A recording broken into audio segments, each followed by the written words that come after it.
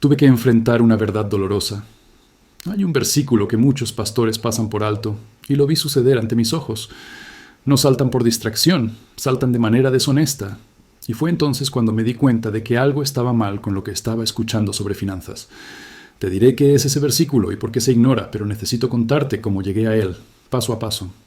He notado a lo largo de los años cómo las iglesias hablaban cada vez más sobre el dinero, especialmente los más grandes, vinculando siempre la fe a la contribución. Hablaban de dar dinero a la iglesia como si fuera sinónimo de sembrar en el reino de Dios. Escuché muchas veces que mi compromiso financiero era una inversión que traería una cosecha garantizada. Dijeron que si sembraba financieramente, cosecharía 30, 60 y hasta 100 veces más. Prometieron que Dios haría que mis finanzas rebosaran, que abriría las ventanas de los cielos. A estas leyes las llamaron leyes espirituales. Dar para ser bendecido económicamente. En ese momento creí, porque los que lo necesitan se aferran a lo prometido con voz de autoridad. Pero cuanto más escuchaba, más me daba cuenta de que se seleccionaban los mismos textos para respaldar las mismas promesas. Siempre fue un guión, motivación, promesa, sobre, testimonio de retorno multiplicado. Y yo seguía repitiendo gestos que creía que agradaban a Dios, mientras mi corazón estaba pesado. Solo más tarde comprendí que lo que estaba en juego no era la obediencia sincera, sino el uso selectivo de las Escrituras. Fue esta herida la que me empujó a abrir la Biblia solo, línea por línea, sin filtro de púlpito. También vi algo que me alarmó: textos del Antiguo Testamento sobre el diezmo aplicado como regla en el Nuevo Testamento. Dijeron que los pasajes sobre el diezmo servían para exigir donaciones directas a la institución, como si fuera un precepto apostólico. Pero el diezmo, tal como se practicaba, es un concepto del Antiguo Testamento, ni un precepto del Nuevo Testamento impuesto a la Iglesia. Aún así, estos pasajes se utilizaron para vincular la promesa de prosperidad con la ofrenda dada en el culto. Escuché a líderes declarar que sembrar para el reino, lo cual ellos equiparaban con dar a la Iglesia, produciría una cosecha financiera garantizada. Hablaban de 30, 60, 100 por uno, como si fuera un cálculo automático de dinero. Prometieron cielos abiertos a cualquiera que contribuyera, como si Dios fuera gracias por una ley mecánica. Comencé a darme cuenta de la falta de alineación. La promesa estaba condicionada a dar, no al corazón ante Dios. Fue en ese momento cuando me di cuenta de que necesitaba repasar todo lo que me habían enseñado.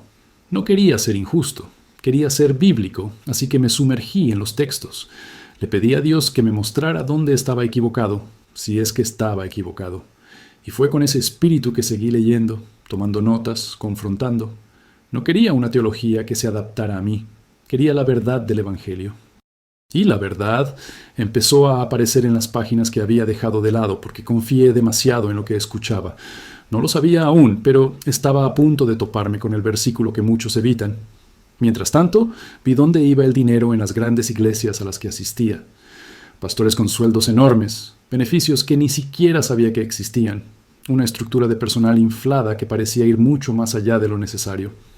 Edificios gigantes con costos operativos altísimos que exigen siempre más para mantener todo. Equipos costosos de audio y video, luces y pantallas para realizar un espectáculo permanente. Fue una producción impecable, pero no vi eso en las páginas de la Biblia. Lo que vi en las Escrituras no fue espectáculo, fue sencillez, servicio y pan partido. No digo que la organización sea un pecado, digo que el lujo financiado por la culpa no es el Evangelio. Cuando pregunté, la respuesta llegó rápidamente. Es para el reino. Pero la pregunta que hice en secreto fue otra. ¿De quién es el reino? Comparé el costoso escenario con las vidas apretadas de los que contribuyeron, y esta comparación me llevó a mirar los textos que hablan de dar. ¿A quién, después de todo? Luego llegué a las cartas, Gálatas, Romanos, 1 Corintios, y lo que encontré allí no parecía coincidir con la práctica que estaba viendo. En Gálatas 2:10 leí: solo se nos pidió que nos acordamos de los pobres, lo cual también intenté hacer con celo. En Romanos 15:26 se now, porque Macedonia y Acaya tuvieron a bien suscitar una colecta para los pobres entre los santos que están en Jerusalén. En 1 Corintios 16:1, Pablo instruye: en cuanto a colecta para los santos, haced también vosotros como he ordenado a las iglesias de Galacia. El patrón era claro y se repetía: la ofrenda fluyó a los pobres, a los santos necesitados. No era una pirámide de mantenimiento de lujo, era ayuda para los necesitados. Reconocí que, en la Biblia, dar era más horizontal de lo que había imaginado. No fue dinero el que se elevó para sostener la riqueza de unos pocos, fue el amor baja para llegar a los que faltaban. Este shock me hizo regresar a los servicios con otros ojos. Quería ver si alguien diría esto frente al micrófono. Pero lo que se dijo fue que dar a la institución era la siembra suprema. Y que si yo hiciera eso, Dios haría que mi vida rebosara. No oí casi nada sobre los pobres, excepto cuando servía como una rápida ilustración. Las ofertas eran de proyectos, ampliación, mantenimiento. No estaba en contra de apoyar un trabajo serio. Estaba en contra de ignorar lo que Paul estaba destacando. Y fue con esta incomodidad que llegué a 2 Corintios 9. Lo abrí en 2 Corintios 9 y lo leí en secuencia, con la atención de alguien que busca una respuesta. En el versículo 6, el que siembra escasamente también segará escasamente. Y el que siembra generosamente, generosamente también segará. En el versículo 7, cada uno dé como propuso en su corazón, no con tristeza ni por vergüenza, porque Dios ama al dador alegre. En el versículo 8, Dios es poderoso para hacer que abunde en vosotros toda gracia, para toda buena obra. Hasta ahora, todo lo que escuché en los servicios parecía coincidir, al menos en el sonido de las palabras. Fue entonces cuando recordé un sermón en el que el pastor dijo: voy a saltarme un versículo y volveré a él. Pero él no regresó. Pasó directamente a la parte que decía que Dios multiplicaría la semilla que él sembró. En ese momento no me di cuenta. Ahora, con la Biblia abierta, vi el vacío. La pregunta que me quemaba por dentro era: ¿por qué saltar aquí exactamente? Respiré profundamente y leí el versículo que había saltado frente a mí. Y fue como si se encendiera una luz en el texto. Había una pieza faltante que hacía que toda la imagen tuviera sentido. Entendí por qué ese versículo no encajaba con el discurso. El versículo omitido era el 9. Como está escrito, Él repartió, dio a los pobres. Su justicia permanece para siempre. Así que el hilo conductor de 2 Corintios 9 no estaba hablando de dar a la iglesia para enriquecerse. Estaba hablando de dar a los pobres, con un corazón generoso que bendice a los necesitados. Luego, el versículo 10 dice que Dios multiplica la semilla sembrada y aumenta los frutos de vuestra justicia. Y el 11 dice: en todo seréis enriquecidos por toda generosidad. Seguir siendo generoso. Cuando el versículo 9 desaparece del púlpito, el sentido se descontrola. Parece tratarse de financiar la institución para recibir el doble. Con el versículo 9 en su lugar, el objetivo aparece los pobres, el santo en necesidad, la buena obra que ayuda. Sentí una mezcla de tristeza y alivio. Tristeza por haber sido guiado sin este centro. Alivio al ver que la Biblia me corregía. Ese día tomé una decisión: no aceptar más lecturas que salten cualquier cosa que cambie el significado. Yo no estaba en contra de la iglesia, estaba en contra de distorsionar el texto para adaptarlo al sistema. Si la iglesia está bien administrada y sirve a los necesitados, el apoyo es una bendición. Pero si tergiversamos las escrituras y hacemos mal uso de los recursos, eso no es el reino. Es un proyecto humano. Y cuando finalmente vi esto, comprendí por qué me habían dicho que huyera, no del evangelio, sino del engaño. Empecé a prestar más atención a dónde se destinaba realmente todo el dinero recaudado en los servicios. Y cuanto más veía, más incomodidad sentía. Era imposible ignorar la realidad. Los pastores recibían salarios altísimos, cantidades que un trabajador común jamás soñaría ganar. A su alrededor siempre había un equipo enorme, un cuerpo de empleados que, en muchos casos, parecían más dedicados a mantener una máquina en marcha que a servir a la misión del Evangelio. Era un sistema engorroso, que requería cada vez más recursos, y la única fuente de esos recursos era la gente común sentada en los escaños. Luego estaban las construcciones gigantescas, templos monumentales, cuya construcción y mantenimiento costaban fortunas. Con cada nuevo proyecto, se lanzaban más campañas de recaudación de fondos, circulaban más sobres y se culpaba más a quienes no podían contribuir. A menudo me preguntaba: ¿es todo esto realmente necesario para que se predique la palabra de Dios? Porque cuando abría la Biblia, no veía a Jesús pidiendo oro para construir catedrales, sino al Hijo del Hombre sin dónde reclinar la cabeza. La tecnología también fue un punto culminante. Equipo de sonido, iluminación, paneles LED, cámaras de última generación. Todo era hermoso, muy impresionante, pero no pude encontrar nada parecido en las páginas de las Escrituras. Fue un espectáculo que deleitó la vista, pero no abordó las verdaderas necesidades de quienes sufrían. Y, en medio de esa producción millonaria, a los pobres de la congregación se les seguía enseñando que debían dar lo poco que tenían para que, a cambio, Dios derramara prosperidad sobre ellos. Este contraste empezó a consumirme. Analicé mi propia vida, las dificultades de mi familia, y vi a hermanos y hermanas a mi lado que atravesaban dificultades aún mayores. Trabajadores que apenas tenían dinero para comprar pan, madres que se sacrificaban para llevar comida a la mesa, ancianos que reservaban parte de su jubilación para donar a la iglesia, creyendo que serían recompensados. Mientras tanto, los líderes vivían en la abundancia, justificando todo como el resultado de la fe. Fue durante este periodo que comencé a repasar textos bíblicos sobre la ofrenda.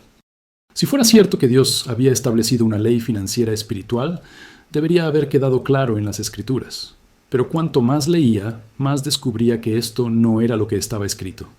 Pablo no hablaba de llenar las arcas institucionales, hablaba de acordarse de los pobres, compartir con los necesitados y apoyar a los santos necesitados. Y esta realidad bíblica era muy diferente de lo que veía predicarse domingo tras domingo.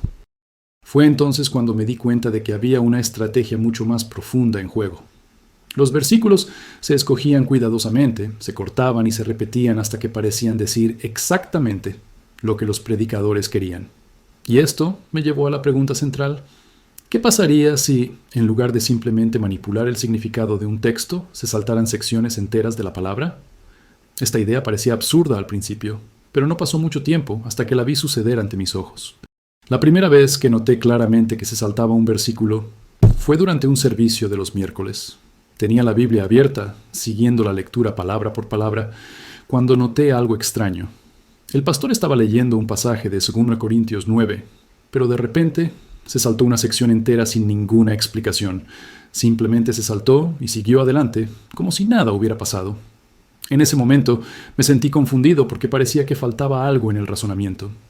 Pero el sermón fue tan apasionado, tan convincente, que terminé dejándolo pasar. Fue solo más tarde, en casa, que esa inquietud regresó con fuerza.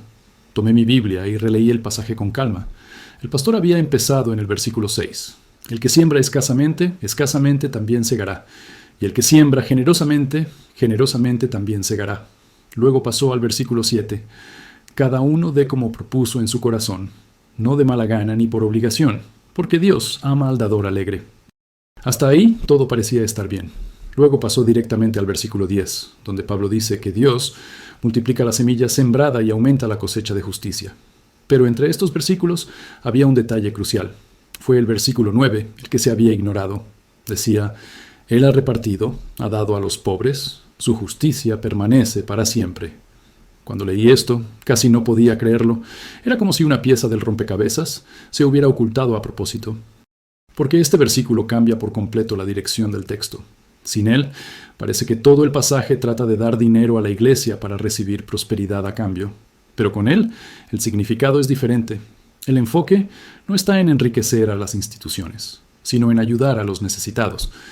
Y ahí comprendí que no era una distracción, era una elección consciente. Recuerdo haber cerrado la Biblia y haber permanecido en silencio unos minutos.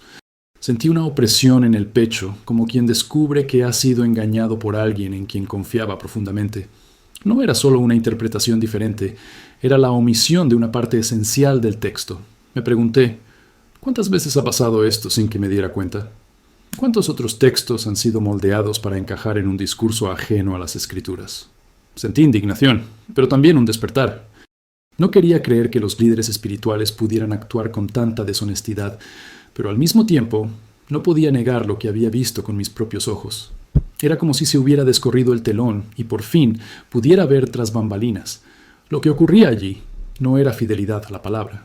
Era manipulación para sostener un sistema que, en lugar de ayudar a los pobres, los dejaba aún más agobiados. Y en ese momento decidí que ya no haría la vista gorda. Fue también en ese momento que comprendí la diferencia entre una iglesia que administra bien sus recursos y una que simplemente los acapara. No decía que apoyar a la comunidad local estuviera mal. Al contrario, si la iglesia usaba sus recursos para bendecir a los pobres, alimentar a las familias y ayudar a los necesitados, entonces tenía sentido contribuir. Pero cuando vi que el patrón distorsionaba versículos y ocultaba partes de la palabra, comprendí que había un abismo entre lo que Cristo enseñaba y lo que se predicaba. Y entonces caí en la cuenta. Cuando un pastor se salta un versículo para mantener su narrativa, es hora de irse. Al leer ese versículo sentí como si hubiera descubierto una verdad oculta a la fuerza. no era un detalle insignificante, era la esencia del significado de Pablo. Él ha repartido, ha dado a los pobres. Su justicia permanece para siempre. Este pasaje no se trata de enriquecer a las iglesias ni de multiplicar los tesoros para los líderes, sino que habla directamente de la generosidad hacia los necesitados. Me pregunté cuántas veces había aplaudido mensajes que, en el fondo, estaban incompletos, y me di cuenta. Un texto a medias puede convertirse en una completa mentira. Ese fue el momento en que decidí que nunca más aceptaría pasivamente lo que me predicaban, sin comprobarlo con las Escrituras. La conmoción fue tan grande que comencé a releer todos los sermones que aún resonaban en mi mente. Frases que antes parecían poderosas comenzaron a sonar huecas. Siembra aquí y cosecharás allá. Dale lo mejor a Dios y Él abrirá los cielos. Todo esto se repetía innumerables veces, pero siempre relacionado con sobres y campañas financieras. Me preguntaba, ¿dónde estaba la parte que hablaba de los pobres, los huérfanos, las viudas? ¿Dónde estaba el Cristo que multiplicó los panes para alimentar a la multitud, sin pedir nada a cambio? Cuanto más comparaba, más claro me parecía que el mensaje había sido diseñado para sustentar un imperio, no el Evangelio. Empecé a mirar a mi alrededor con otros ojos. Vi a hermanos y hermanas dando ofrendas que afectaban su renta, vi a madres solteras regalándolo casi todo con la esperanza de ver milagros financieros, vi a ancianos ahorrando de su pensión mínima, creyendo que estaban sembrando la semilla del reino. Pero en realidad, lo que vi fue a personas cada vez más pobres que apoyaban estructuras cada vez más ricas. Y en medio de todo esto, líderes viviendo en autos de lujo, casas enormes y un nivel de vida inalcanzable para cualquier creyente común. Este contraste dolió más de lo que cualquier palabra pudiera expresar. Al mismo tiempo, no pude evitar sentir un gran peso sobre mí misma. Yo también había caído en ese círculo vicioso. Había dado ofrendas esperando prosperidad, había creído en promesas de multiplicación de beneficios, me había sentido culpable por no poder dar el valor sugerido. Durante años, pensé que mi falta de abundancia era consecuencia de mi falta de fe o de mi desobediencia. Descubrir que no se trataba de eso, sino de manipular la palabra, fue como si me hubieran quitado un peso de encima, y junto con el alivio vino una revuelta santa. Porque si Pablo y los apóstoles siempre dirigían las colectas a los pobres, ¿cómo era posible que en tantos púlpitos esto se ignorara? Si el versículo 9 de 2 Corintios 9 deja claro el destino de la generosidad, ¿por qué nunca había oído a nadie destacarlo? La respuesta era dolorosa, porque no importaba. Porque hablar de ayudar a los pobres no sostenía un sistema de lujo, mientras que prometer prosperidad a cambio de ofrendas mantenía la maquinaria en marcha. Fue como si hubieran rediseñado la ruta de la palabra, para que todo el dinero fluyera en una sola dirección, de abajo hacia arriba. Y fue en ese momento que comprendí que el problema no era solo un versículo omitido, era toda una lógica construida sobre silencios y omisiones. Un silencio aquí, un énfasis allá, hasta que el Evangelio se volvió irreconocible.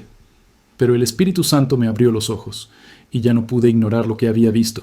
Sabía que necesitaba hablar, aunque mi voz fuera débil. Porque si hubiera comprendido esto antes, me habría evitado años de culpa y engaño.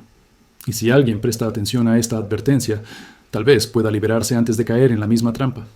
Tras este descubrimiento, comencé a observar cada servicio con nuevos ojos. Ya no podía escuchar los mensajes de la misma manera.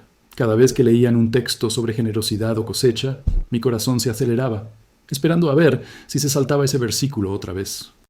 Y para mi consternación, eso fue exactamente lo que sucedió más de una vez. El patrón se repetía. Comenzaban en 2 Corintios 9:6.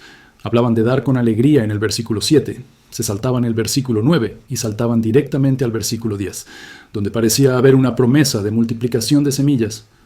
Fue como ver una película con una escena crucial eliminada a propósito. La consecuencia fue clara. Sin el versículo 9, el pasaje se convirtió en un estímulo para dar a la institución, con la expectativa de que Dios correspondiera económicamente. Pero con el versículo 9, el enfoque cambió por completo. No se trataba de dar para enriquecer a los pastores ni mantener edificios lujosos.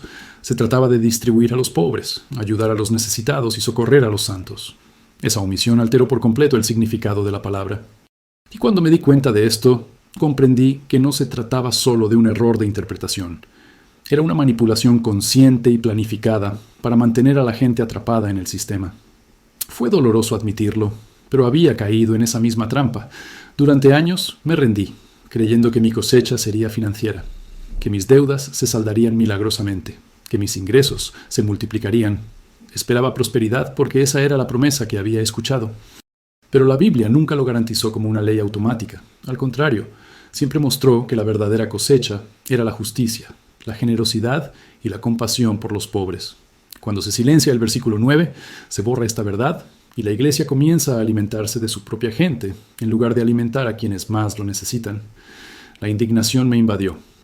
Recordé las veces que di ofrendas que pusieron en riesgo mi renta, el miedo que sentí cuando no me quedó nada para dar, la culpa que cargué porque pensé que estaba decepcionando a Dios. Y al mirar atrás, me doy cuenta de que esta culpa nunca vino del Señor, sino de hombres que tergiversaron la palabra para conseguir lo que querían.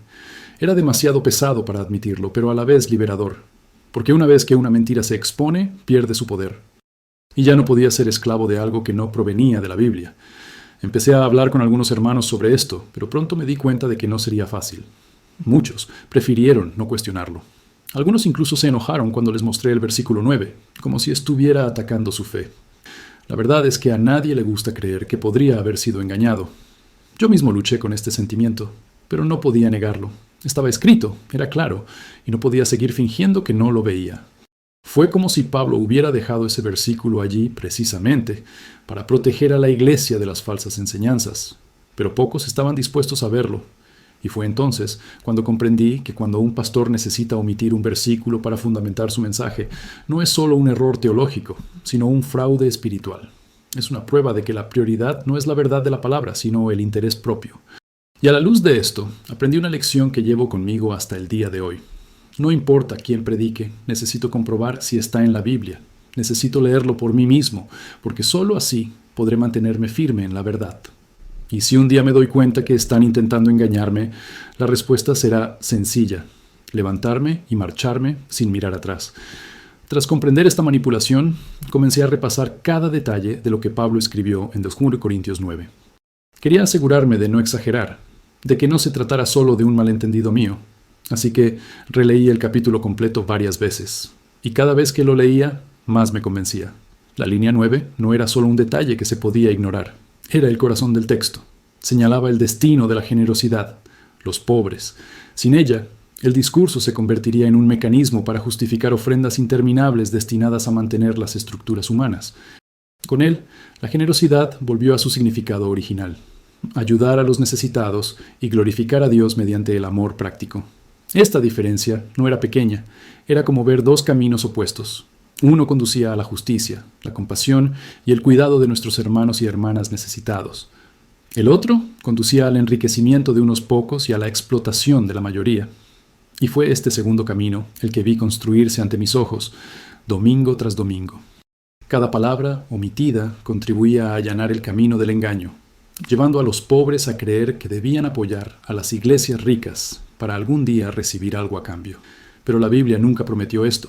Lo que sí prometió fue que Dios se complace cuando cuidamos de los necesitados. El contraste era aún más doloroso al recordar la sencillez de la iglesia primitiva. No contaban con templos monumentales ni equipos de última generación. Se reunían en casas, partían el pan y compartían lo que tenían para que nadie careciera de nada. Este era el espíritu de la generosidad cristiana. Pero lo que veía a mi alrededor era completamente diferente. Una maquinaria costosa y engorrosa que exigía cada vez más recursos y desatendía a quienes más la necesitaban. Fue como si el mensaje se hubiera invertido. En lugar de que la iglesia sirviera a los pobres comenzaron a servir a la iglesia. Fue entonces cuando me di cuenta de que muchos pastores no solo distorsionaban los textos, sino que construían doctrinas enteras basándose en estas omisiones. Transformaban versículos en lemas, frases prefabricadas que parecían verdades absolutas, pero que, en la práctica, ignoraban el contexto. Y en cada servicio, estas frases se repetían como mantras. Da, y Dios te abrirá las ventanas de los cielos. Tu prosperidad está ligada a tu semilla. Palabras hermosas, pero que alejaban a la gente de la verdad del Evangelio. Y ya no podía escucharlo más sin arder por dentro. Yo mismo me sentí robado, no solo del dinero que había dado, sino de la fe que había depositado en algo distorsionado. Y este robo me dolió más que cualquier pérdida material, porque cuando alguien manipula la palabra de Dios, no solo está manipulando las finanzas, está manipulando la eternidad de las personas. Y ver que esto sucediera en el nombre de Cristo me repugnaba profundamente. Era como si se hubiera puesto una marca de engaño sobre el nombre de Jesús, y ya no podía callar. Desde entonces, decidí que ya no viviría atrapado en el miedo ni la culpa. Si Dios quería que ayudara a los pobres, eso haría. Podría seguir contribuyendo a la iglesia, siempre que fuera fiel en el uso de los recursos, pero nunca más aceptaría que alguien usara la Biblia para engañarme. Porque ahora sabía, si un pastor se salta un versículo para apoyar su mensaje, no está predicando el Evangelio, se está predicando a sí mismo. Y ante esto no queda otra respuesta que levantarse e irse. Tras abrir los ojos a esta realidad, comencé a notar cómo los discursos de los pastores estaban cuidadosamente estructurados para generar entusiasmo antes de la colecta. Primero, se escuchaban historias de personas que prosperaron tras dar grandes ofrendas. Luego, se repetían en voz alta, casi como un conjuro, versículos sobre la siembra y la cosecha. Después, venía el llamado emotivo. ¿Quién aquí tiene el valor de dar lo mejor de sí a Dios? En ese momento, la música subió de volumen. Los focos se dirigieron al púlpito y todo el ambiente parecía conspirar para asegurar que nadie se fuera sin poner algo en el sobre. Pero ahora sabía lo que faltaba. La verdad del versículo 9, oculta a propósito. Era imposible no ver la manipulación.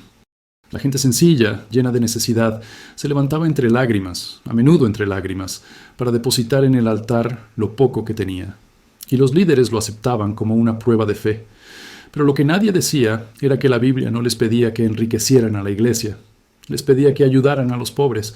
Este contraste me repugnaba profundamente. Era como ver a una multitud engañada ante mis ojos, creyendo en promesas que la palabra nunca hizo. Y sabía que si permanecía en silencio, sería cómplice de este engaño. También me di cuenta de que se estaba creando un patrón de miedo. Los pastores decían que si alguien no contribuía, estaría robándole a Dios o abriendo la puerta al enemigo. Este tipo de amenaza causaba pánico en la gente. Yo mismo he sentido este miedo. He dado ofrendas temblando por dentro, temiendo que algo malo sucediera si no daba. Pero al reflexionar en las Escrituras, me di cuenta de que esta lógica estaba completamente distorsionada. Pablo nunca dijo que no contribuir traería una maldición. Habló de generosidad voluntaria, de alegría al dar, no de miedo ni chantaje espiritual. Fue durante este proceso que comprendí que la verdadera esclavitud no era financiera, sino emocional. Miles de personas vivían atrapadas en este sistema no solo por dar dinero, sino por miedo a no dar. El miedo era la cadena invisible que nos frenaba. Y cuando me di cuenta de esto, sentí rabia y tristeza a la vez. Rabia al ver que la palabra de Dios se usaba como arma de manipulación. Tristeza al saber que tantos hermanos y hermanas vivían bajo esta carga. Y sabía que necesitaba compartir este descubrimiento, porque no se trataba solo de mí, se trataba de todos. Cuando finalmente lo compartí con algunas personas de confianza, la reacción fue diversa. Algunos guardaron silencio, otros cambiaron de tema. Y algunos incluso dijeron que el enemigo me estaba utilizando para sembrar división. Me dolió oír esto, porque mi único deseo era señalar lo que estaba escrito. No quería destruir la fe de nadie, solo quería demostrar que el Evangelio es claro al hablar de generosidad. Pero me di cuenta de que no todos estaban dispuestos a escuchar. Y comprendí que muchos preferirían seguir creyendo una mentira cómoda antes que enfrentarse a una verdad incómoda. Pero no podía dar marcha atrás. El versículo 9 se alzaba ante mí como un faro que iluminaba todo el camino. Repartió, dio a los pobres, su justicia permanece para siempre. Este era el estándar de Dios. Este era el corazón de la generosidad. Cualquier cosa que se desviara de esto era invención humana. Y si alguna vez había visto a un pastor saltarse este versículo para apoyar su mensaje, entonces ya no me cabía ninguna duda. Era hora de vigilar cada palabra que escuchaba y, si era necesario, levantarme e irme. Porque la fidelidad a la palabra siempre debe prevalecer sobre la lealtad a cualquier institución. Tras mucha reflexión, me di cuenta de que la mayor diferencia entre la verdad bíblica y lo que se predicaba era el objetivo de la generosidad. Pablo, en todas sus cartas, dejó claro que la colecta era para los pobres, los necesitados, los santos necesitados. Este era el modelo de la iglesia primitiva: compartir lo que tenían para que nadie careciera de nada. Pero en los púlpitos que frecuentaba, este objetivo fue reemplazado. Ahora, el centro de la generosidad ya no eran los pobres, sino la institución misma. Era como si todo el sistema hubiera sido rediseñado para canalizar los recursos hacia arriba, no hacia afuera. Y esta inversión cambió no solo la práctica, sino el espíritu mismo de la enseñanza. Esto se hizo aún más evidente cuando empecé a notar cómo las iglesias hablaban de los pobres. Rara vez eran el foco principal. A veces aparecían en campañas estacionales, como Navidad Solidaria o Proyecto de Invierno, pero nunca eran el centro de la teología de la generosidad. El discurso siempre era diferente: dar a la iglesia para apoyar la obra, para expandir el reino. Pero ya entendía que, sin el versículo 9, el reino se había redefinido. Y esto me dolía, porque veía a mi alrededor a gente necesitada mientras millones de dólares en contribuciones se destinaban a edificios y equipos. Empecé a imaginar cómo sería si las palabras de Pablo se aplicaran realmente. ¿Qué pasaría si, en lugar de pedir siempre más para mantener las estructuras, los líderes animaran a sus hermanos y hermanas a ayudarse mutuamente? ¿Y si las ofrendas recolectadas se destinaran directamente a las familias necesitadas dentro de la propia congregación? El testimonio de la iglesia sería tan fuerte, tan real, que el mundo no podría ignorarlo. Pero esta visión parecía lejana, porque lo que se veía era lo contrario: iglesias ricas rodeadas de comunidades pobres. Era imposible no recordar que Jesús, al hablar de generosidad, destacaba a los pequeños, a los invisibles, a los necesitados. Esta contradicción me inquietó. Empecé a comparar lo que escuchaba con los ejemplos de los Hechos de los Apóstoles, donde está escrito que nadie consideraba suyo propio lo que poseía, sino que tenían todo en común. ¿Cómo se había transformado esa iglesia viva, impulsada por el Espíritu, en un sistema donde pocos estaban tan centrados y muchos carecían de lo básico? La respuesta estaba ahí mismo. Cuando se corta la palabra, el Evangelio pierde su esencia. Y eso fue lo que sucedió cuando decidieron omitir el versículo 9. La omisión fue pequeña en el papel, pero gigantesca en la práctica. Ya no estaba dispuesto a ignorarlo. Empecé a buscar maneras de vivir la generosidad bíblica, sin depender de campañas ni sobres. Empecé a apartar parte de mi salario para ayudar a familias conocidas, vecinos necesitados, hermanos y hermanas que no tenían qué comer. Y cada vez que lo hacía, sentía la alegría que Pablo describió. Dar no por obligación, sino por amor. Era algo que no requería un escenario.